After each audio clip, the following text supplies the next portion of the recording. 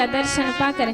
देखिए आपका व्यक्तित्व ऐसा होना चाहिए कि लोग, आप जरूरी नहीं कि जिसके पास पैसा है उसी को लोग देखें तो खड़े हो जाएं। ये पैसे वाला व्यक्ति आ रहा है, इसको देखो और खड़े हो जाओ। नहीं, आपका व्यक्तित्व ऐसा होना चाहिए कि आपके पास 1 रुपए ना हो पर लोग आपको देखकर रास्ता, आपको ये नहीं कहना पड़े कि भैया आप साइड हो जाइए, लोग आपको देखकर और साइड हो जाए कि आप निकल जाओ।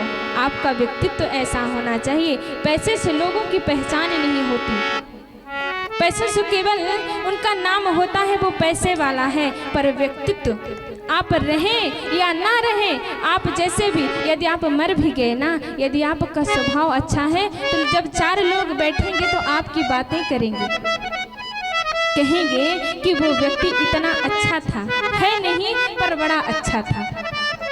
अपना व्यक्तित्व ऐसा होना चाहिए। अब राम जी गए माली हाथ जोड़कर, अब क्योंकि वो सीता जी की बगिया थी, सब भूल गए किसकी बगिया है क्या है। राम जी को कहते हैं आप जाइए और पुष्प ले लीजिए। राम जी गए, पुष्पों को तोड़ने लगे। अब वहीं पर सुबह का समय था, सीता मैया भी पूजा करने आ रही, सखियों को संग में लेकर पूजा करने आ रही थी। तभी एक सखी ने कहा तुम सब जाओ पूजा करने, मैं अभी पूजा नहीं, मैं एक बार जाऊंगी, फुलवारी का भ्रमण करके आऊंगी, फिर मैं पूजा करूंगी। देखिए भगवान जिसे जो देना चाहते हैं उसे वही मिलता है। कहते हैं कि वो मंदिर नहीं जाती फिर भी उसके पास धन है, वो मंदिर नहीं जाती फिर भी वो प्रसन्न है। क्यों प्रसन्न है? क्योंकि उसका मन निर्मल है, उसके मन के मंदिर में भगवान बैठे हैं। वो मंदिर जाने की आवश्यकता नहीं है, आप जहाँ बैठे हैं यहीं भगवान का सुमिरन कर देंगे, भगवान यहीं पर आ जाएंगे। जरूरी नहीं है कि आप मंदिर जाएंगे तभी जाकर आपको भगवान का दर्शन होगा। बस नेत्रों को बंद करिए, भगवान आपके सामने होंगे। आज देखिए राम जी को देखकर माली रास्ता छोड़ दिया, उनकी छवि को अपने हृदय में बसा लिया। अब सखी कहती है मैं भ्रमण करके आऊंगी, फिर पूजा करूंगी, तुम लोग जाओ पूजा कर लो। गई भ्रमण करने, एक सखी सी संग बिहाई और गई रही देखने फुलवाई, तेहि दो बंधु मिलो की जाई, प्रेम विवश सीता पही। सीता जी के संग वो सहेली आई और सीता जी से कह दी जाओ तुम पूजा करो, मैं अभी पूजा करने नहीं जाऊंगी। और गई और जाकर देखी राम जी का चरित्र, सीता जी का, राम जी को देखी, लक्ष्मण जी को देखी देखी और मानो पागल हो गई। कहने लगी अब इनको देखने के बाद अब कुछ बाकी नहीं रहा। दौड़ी दौड़ी गई और अपने सीता जी के पास गई और कहती है सीता तुम चलो। बोली कहाँ? बोली चलो तो। बोली बताओ ना कहाँ लेकर जा रही हो? कहने लगी मेरे साथ चलोगी तभी मैं बताऊंगी। बोली 2 सुंदर से बालक आए हैं बाग में, राजकुमार आए हैं, चलो मैं तुम्हें दिखाती हूँ। सीता जी कहने लगी तो बाद में देख लेंगे, पहले मैं पूजा करे, पूजा तो करने दो। कहने लगी नहीं नहीं बाद में पूजा करना, कहीं वो चले गए तो, चलो मैं तुम्हें अभी दिखाऊंगी। सीता जी का हाथ पकड़कर और लेकर आती हैं उनकी सखी। अब राम जी यहाँ पुष्पों को तोड़ रहे हैं, सीता मैया उधर से आ रही हैं। अब जैसे ही दोनों लोग पास में आते हैं, सीता, अब राम जी को लगा कोई आ रहा है उधर से, और सीता जी को लेकर इधर से उनकी सखी जा रही। जैसे ही पास में पहुंचे और सीता माँ की जो सहेलियां थी वो कहती वो देखो वो राजकुमार हैं। उधर से राम जी की भी नजर उठी कि भाई कौन पास में आ गया। दोनों लोगों की नजर एक हो गई। तभी वहां की सखियां, देखिए शरीर ऐसा हो गया बिल्कुल राम जी को देखकर जड़वत, हिलने का नाम नहीं ले रहा है। राम का दर्शन पाकर ये शरीर लग रहा है जैसे बर्फ बन चुका। ना हिल रहा ना डुल रहा, जैसे सांस ही ना चल रही हो, केवल और केवल मेरे राघव जी का दर्शन हो रहा है। तो सखियां कहती हैं, देख कर राम जी को जनक नंदनी, देख कर राम जी को जनक नंदनी, देख कर राम जी को जनक नंदनी,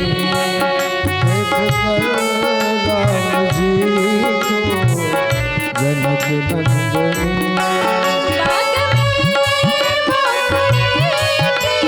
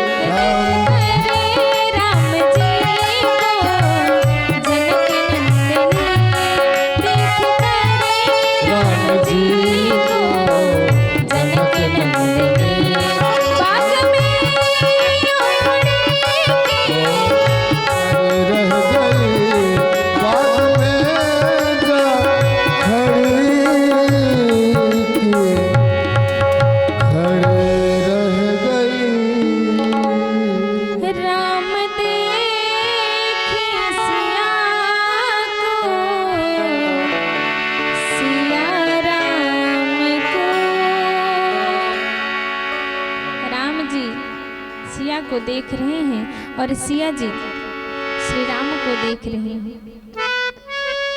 ऐसे शरीर बन गया है जड़वत की तरह। कहते हैं कि जो ब्रह्म, जो परमात्मा संसार को इतना सुंदर बनाया है, संसार के लोगों को इतना सुंदर बनाया है, स्त्रियों को इतना सुंदर बनाया है, सोचिए